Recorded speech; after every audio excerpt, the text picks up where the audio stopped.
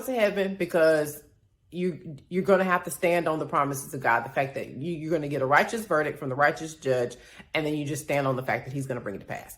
That's what you have to do, because if you're going to try to go through the natural court system, you're going to exhaust yourself, and more than likely you're not going to win. So you have to be able to go through the courts of heaven. So that's what has happened, is that, the authority has been removed from them, and they are going to the courts to get authority that does not belong to them. Okay. And that's important, because it's the same thing that's happening with Naboth's vineyard. The authority over that vineyard has been given to Naboth by God, and Ahab is trying to take it. It's not his, but he's trying to take it. And that's what's happening in the court system. The authority has been removed from the other parent because they're not submitted to the will of God. But they're trying to get that authority and have the courts treat them as if they should have it when they shouldn't. And it's not because you don't want them to have it or because you don't like them or any of that. God has revoked it from them. It's his authority to give. They're his children. He decides. So you don't get to say, oh, I'm a parent, I deserve this. This is my right. No, it's not your right. You don't have any rights outside of the authority that God's given you. And so you don't get to say, these are my children, that's my right. The world may have said that's your right, but the world didn't create those children. Okay? And the world can't give you the authority that you need to raise them. Only God can. And so it's important for you to understand is that God has a vested interest in giving you victory, because this is all about his will for your children. And he's all about getting his will accomplished. And if you're the one trying to bring his will to pass in their lives, you have the entire host of heaven backing you.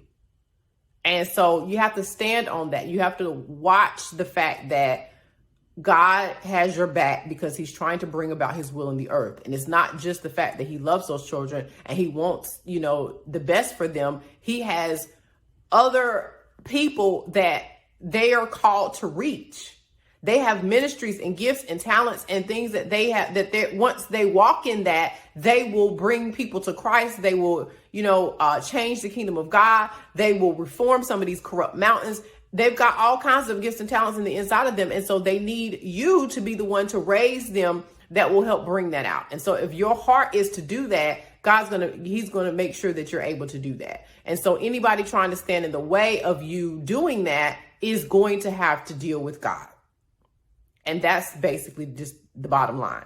And so it's important to understand that that's what's really going on there, is that it's not about just the fact that, he wants to buy this vineyard and he can't buy this vineyard. It's about the fact that the authority over the vineyard, it's all something that God gave to his children, and you don't have a right to it. And so that is what the key is here, is that these children have been given to us by God, and anybody who is not submitted to the will of God doesn't have the right or the authority to raise them. And so either you're going to get in line with the authority of God and we're going to do this together, or you're going to lose your authority.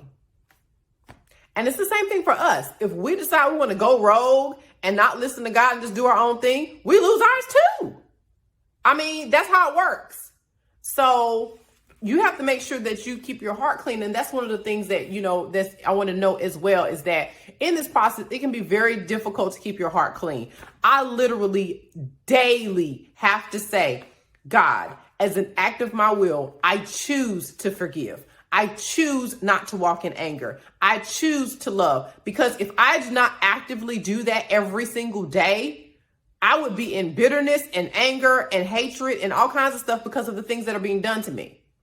So it's very important that we keep our hearts clean and that we make sure that we are submitted to the will of God in all areas of our life, because we can't expect him to back us, because this is not about, is God on our side? It's about, are we on his side? That's what it's about. And if you're not on his side, you are going to lose miserably. That's just the bottom line. And it's harsh to say, but that's just the bottom line. If you're expecting the heavenly host to back you, you have to make sure that you're with God. It has to be that way.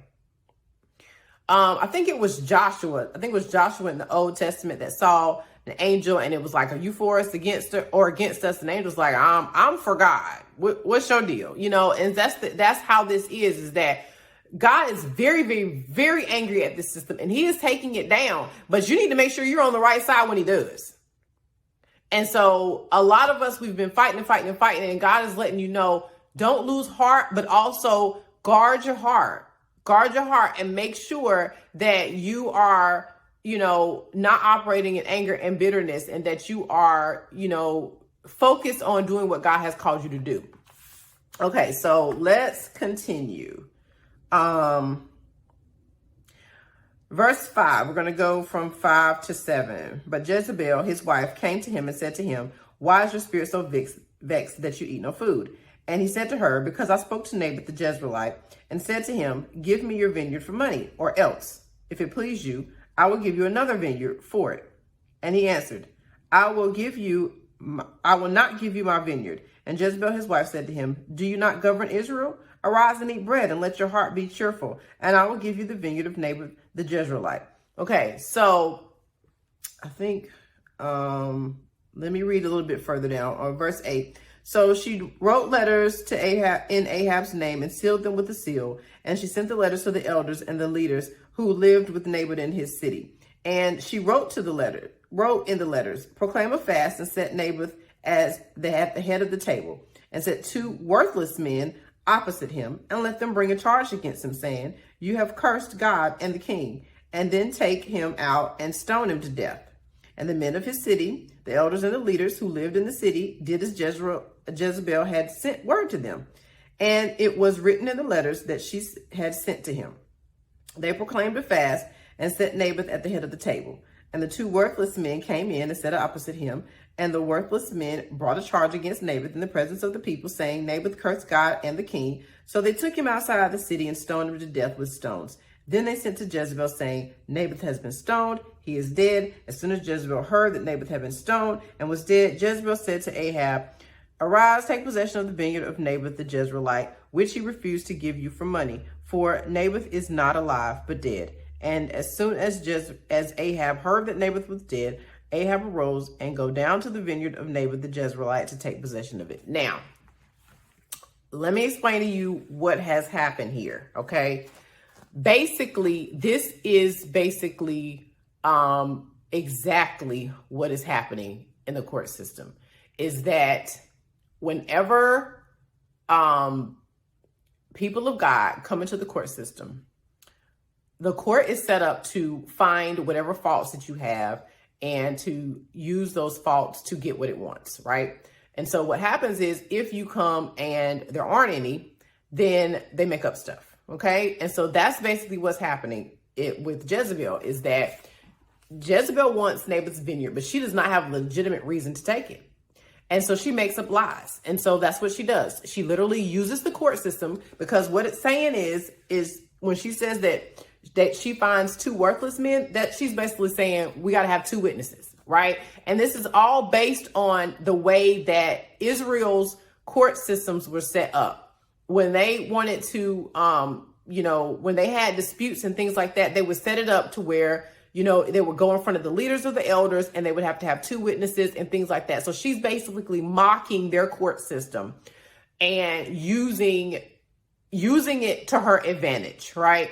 So she gets two worthless men, basically liars, people that are going to lie. And so how many times have we seen that in family court? People just lie on the stand. They don't care. They have no remorse. They have no conscience. They just get up there and lie. And so the problem is, as a believer, you don't have that luxury, right? You can't just get up there and lie. You have to tell the truth. And so it works to your disadvantage. The court is set up to where if you are willing to lie, if you're willing to deceive, if you're willing to, harm people and do whatever it takes to get your way, that's what is set up to glorify that. And so, but if you're set up to go in there and you're trying to, actually tell the truth, you're actually trying to advocate for what's in the best interest of the child, it's not set up to be, to be for you. And so that's what's happening. That's why so many people of God are getting frustrated with the system. And so this is what she does. She basically sets up a mock trial where Naboth doesn't get to say anything. He doesn't get to present any evidence. He doesn't get to do anything. It's just, we saw you do this. We're lying, but no one cares we're lying. Nobody's asking for evidence. Nobody's asking for proof. No one cares. It's just judge, jury, executioner. And that's exactly what happens. And so they basically lie on him and execute him. And then she makes up a rule where you won't find this in the text, but if you look in some of the notes on this text, and with scholars and things, they basically are saying that she made a rule that says if you're a criminal, we can take your land. So she did all of this rigmarole, hiring these liars and these leaders and blah, blah, blah, blah, blah, and having this mock trial, all so that she could have him condemned as a criminal so she can take his land. Because it wasn't just the fact that he was dead that she could take his land. Okay, because again, this is Israelite customs. All right. So the Israelites would have, had a fit. If someone dies, the land goes to their heirs. Right. So killing him wasn't enough. If she would have just killed him and not framed him, then the land would have went to his heirs and there would have been an uproar and the Israelites would have been like, you can't take this land. Right. But she framed him because she made a law saying, OK, if you're a criminal, we automatically get to take your land. Is that not the same crap that we have to deal with here in America? It's just ridiculous. And so that's exactly what's happening. And so the Lord is basically saying the court systems are the same way. They just make up lies. It's just a show for them to be able to take the children. It's just a show. They know from the beginning that they're going to take the children. They already know that. And so this is just a show for them to be able to get the children in the hands of the worst suited parent for them. And so it's important to realize that these people are vicious people. And so your prayers have to be focused. You have to be focused on, because a lot of us, especially us women, we will spend hours and hours and hours and hours and hours getting paperwork together and trying to present our case in the most logical way and the most factual way. And God is saying, redirect that time to spiritual warfare. Redirect that time to spiritual warfare, because this is not something that logical argument is going to fix. It's rigged. Okay. The system is rigged. So logical argument is not going to cut it. And a lot of you have seen that already. If you've already been to court, you've already seen it. It's not about logical argument. You can come in there with a smoking gun and they don't care. And so let's redirect our energies and efforts to spiritual warfare and to going into the heavenlies and, getting on board with the plan and purpose that God already has to bring the system down and to bring his people out. Okay. And again, if you haven't watched that video, please watch that video, because you have to see what God is doing. You have to focus on what God is doing. Otherwise, you're going to be discouraged. And my purpose for doing this video is not to discourage you, is to let you see what's going on behind the scenes, so that every time you think about it, you'll think about what the enemy is really doing. You'll get mad and you'll get in your prayer closet, because it's important. This is what is going to give you victory in your own personal situation and also bring this mountain down. Okay.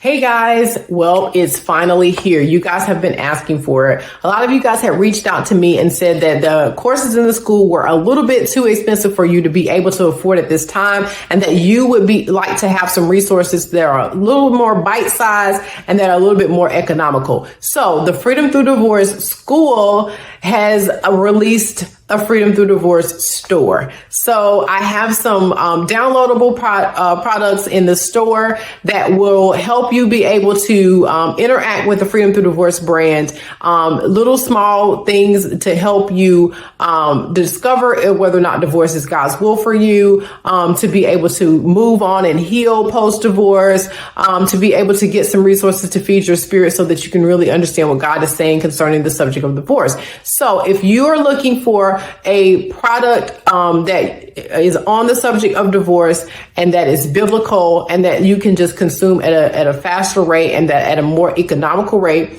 than the Freedom Through Divorce courses, then definitely check out the Freedom Through Divorce store. Click the link in the description.